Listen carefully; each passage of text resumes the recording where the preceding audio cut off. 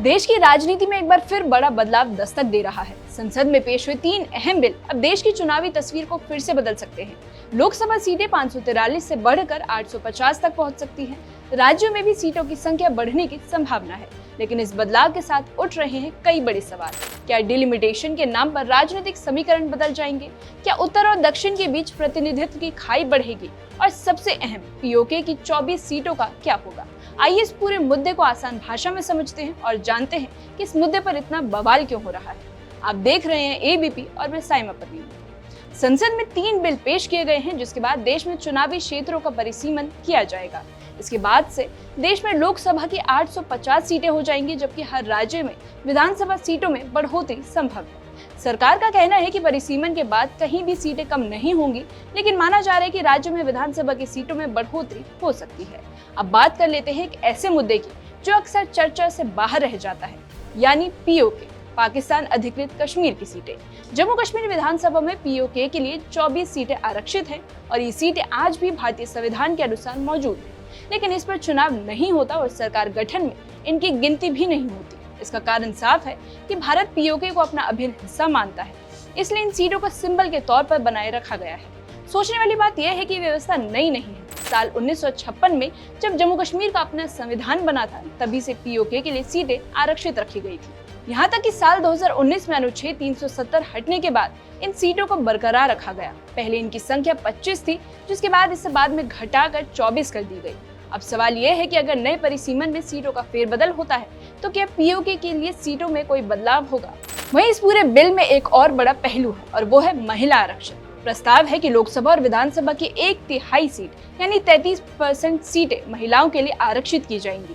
ये 2023 के नारी शक्ति बंधन अधिनियम से जुड़ा हुआ है, लेकिन इसके लिए शर्त यह है कि पहले जनगणना और डिलिमिटेशन की प्रक्रिया पूरी हो, यानी जब सीटों की नई संख्या तय होगी तभी महिलाओं के लिए आरक्षण लागू किया जाएगा।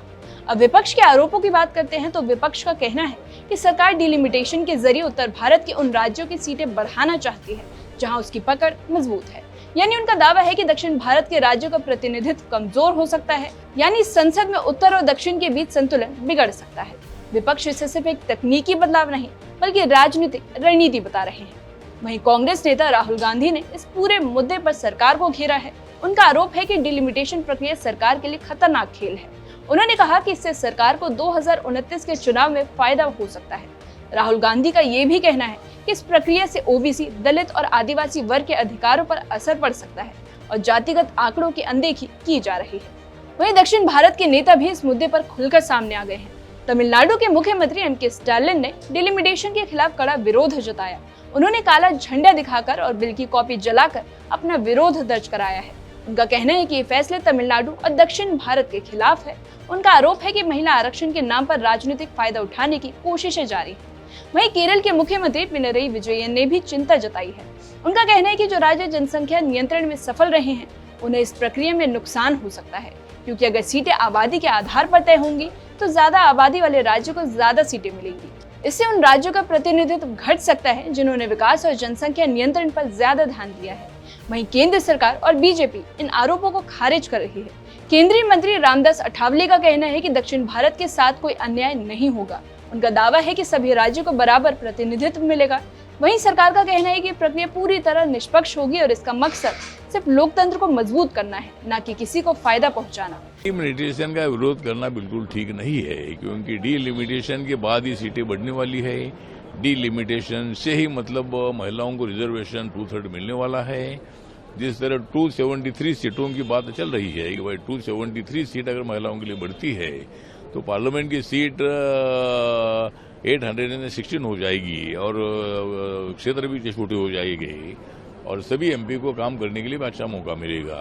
उसी तरह विधानसभा में भी मतलब उतनी सीटें बढ़ने वाली है और इसी तरह मुझे लगता है कि इस बिल का विरोध करना बिल्कुल ठीक नहीं है और अपोजिशन को हमारा रिक्वेस्ट है कि भाई महिलाओं के रिजर्वेशन का डिलिमिटेशन का बिल आया है, इसका विरोध करना ठीक नहीं। उसमें जो सुझाव रखना है सुझाव रखने का आपको अधिकार है। सरकार ने क्या अमेंडमेंट करनी चाहिए उसमें, ये बात आपको करने का पूरा अधिकार है।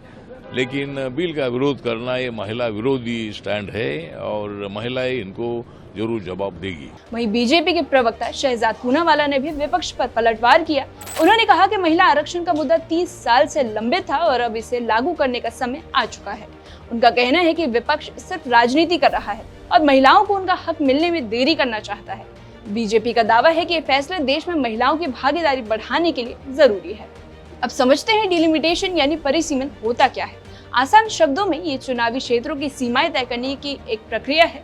जब आबादी बदलती है तो सीटों की संख्या और सीमाएं बदल जाती है ताकि हर सांसद लगातार बराबर लोगों का प्रतिनिधित्व करे। अब सरकार 3 नए बिल लेकर आई है जिसमें पूरे देश में सीटों का नया बंटवारा हो सकता है।